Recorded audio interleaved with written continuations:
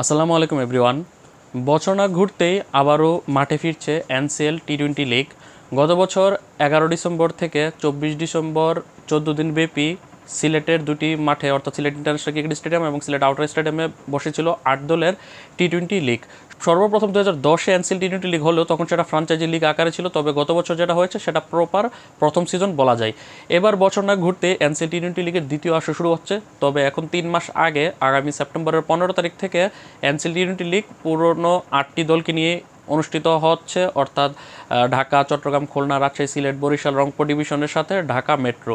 এবারও হয়তোবা থাকছে না ময়মনসিংহ ডিভিশন। 8 দলের অংশগ্রহণে গত বছর 2টি ভেন্যুতে হলেও এবার অনুষ্ঠিত হবে 3টি ভেন্যুতে এবং 3টি শহর। এবং টুর্নামেন্টটি 15 সেপ্টেম্বর শুরু হয়ে ফাইনাল ম্যাচ অনুষ্ঠিত হবে আগামী 15 সেপ্টেম্বর থেকে 4 অক্টোবর। এই এনসিএল টি-20 লিগের যে আসরটা 20 দিন ব্যাপী অনুষ্ঠিত হবে, গত বছর 14 দিন ব্যাপী ছিল, এবার বাড়ানোর কারণ হচ্ছে এবার 3টি ভেন্যুতে 3টি শহরে হবে, যার কারণে বাড়ানো হয়েছে। সমস্যাটা বাদবে ন্যাশনাল টিমের ক্রিকেটারদেরকে এনসিএল টি-20তে পাওয়ার ক্ষেত্রে।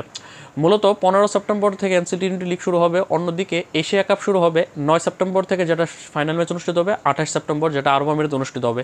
এখন 9 থেকে 28 সেপ্টেম্বরে এশিয়া কাপে দুটি গ্রুপ বিভক্ত করা হয়েছে। এক গ্রুপে ইন্ডিয়া পাকিস্তানের সাথে 2টি দল, আরেক গ্রুপে বাংলাদেশ, শ্রীলঙ্কা, আফগানিস্তান এবং হংকংকে রাখা হয়েছে, যার মধ্যে প্রথম রাউন্ডে বাংলাদেশের যে 3টি ম্যাচ খেলবে আগামী 11 সেপ্টেম্বর হংকংয়ের বিপক্ষে, আগামী 13 সেপ্টেম্বর শ্রীলঙ্কার বিপক্ষে এবং আগামী 16 সেপ্টেম্বর বাংলাদেশ খেলবে আফগানিস্তানের বিপক্ষে।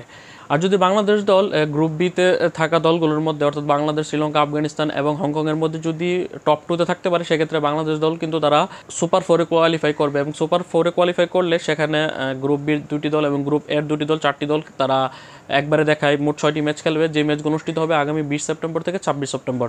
সেক্ষেত্রে যদি বাংলাদেশ যদি প্রথম রাউন্ড থেকে সুপার 4-এ উত্তীর্ণ হতে পারে, সেক্ষেত্রে কিন্তু তাদের সুপার 4-এর ম্যাচগুলো 26 সেপ্টেম্বর শেষ হবে, তারপর গিয়ে ফাইনাল হবে 28 সেপ্টেম্বর, যদি ফাইনালে উঠতে পারে। যদিও বাংলাদেশকে নিয়ে এশিয়া কাপে ফাইনাল খেলার আশা করাটা বোকামি, তবে সুপার 4-এর সাথে আমরা করতেই পারি। সেক্ষেত্রে যদি বাংলাদেশ দল সুপার 4-এ যদি উত্তীর্ণ হয়, তাহলে 11 সেপ্টেম্বর থেকে এই 26 সেপ্টেম্বর পর্যন্ত কিন্তু বাংলাদেশ দল থাকবে তারা এশিয়া কাপে। তারপর তারা এসে এনসিএল টি-20 লিগের শেষ ভাগে খেলতে পারবে, অর্থাৎ এনসিএল টি-20 লিগ যেটা 15 সেপ্টেম্বর থেকে শুরু হবে, সেখান থেকে 26 সেপ্টেম্বর পর্যন্ত বাংলাদেশি ক্রিকেটারদেরকে পাওয়া যাবে না, যদি বাংলাদেশ ক্রিকেটাররা এশিয়া কাপে সুপার 4-এ খেলে। বাংলাদেশ ক্রিকেটার বলতে বাংলাদেশের জাতীয় দলের ক্রিকেটারদেরকে পাওয়া যাবে না।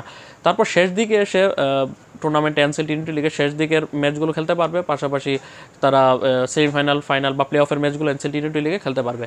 আর যদি বাংলাদেশ দল যদি প্রথম রাউন্ড থেকে তারা বিদায় হয়ে যায় এশিয়া কাপের, সেক্ষেত্রে যদি 11, 13 এবং 16 সেপ্টেম্বর 3টি ম্যাচ খেলে যদি সুপার 4-এ কোয়ালিফাই করতে না পারে, সেক্ষেত্রে তারা কিন্তু এসে কিন্তু এনসিএল টি-20 লিগে কিন্তু জয়েন করতে পারবে ন্যাশনাল টিমের স্কোয়াডে থাকা 15 সদস্যের দল।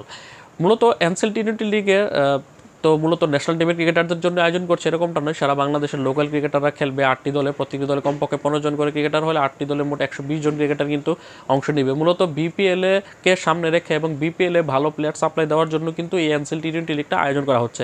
গত বছর ডিসেম্বরে আয়োজন করা হলেও তখন কিন্তু সেটা থেকে খুব একটা লাভ যে হয়েছে বিপিএলের তেমনটা বলা যাবে না, তবে এবছর কিন্তু বিপিএলকে মাথায় রেখে এবং বিপিএলের প্লেয়ার্স ড্রাফট যেটা অক্টোবর অনুষ্ঠিত হবে সেটাকে মাথায় রেখে কিন্তু এনসিএল টি-20 লিগটা কিন্তু 15 সেপ্টেম্বর থেকে 4 অক্টোবর অনুষ্ঠিত হচ্ছে। কারণ এখানে যারা ভালো পারফর্ম করবে সেখান থেকে কিন্তু ভালো ক্রিকেটারদেরকে কিন্তু বিপিএলের প্লেয়ার্স ড্রাফটের যেই বা বিপিএলের প্লেয়ার নিলামের যে ক্যাটাগরি, সেই ক্যাটাগরিতে তাদেরকে রাখা হবে এনসিএল টি-20 পারফরমেন্সকে ভিত্তি করে। তাই এনসিএল টি-20 লিগটা হচ্ছে লোকাল ক্রিকেটারদের কিন্তু বিপিএলে ভালো দাম পাওয়ার বা ভালো ক্যাটাগরিতে থাকার কিন্তু একটা উত্তম একটা মঞ্চ।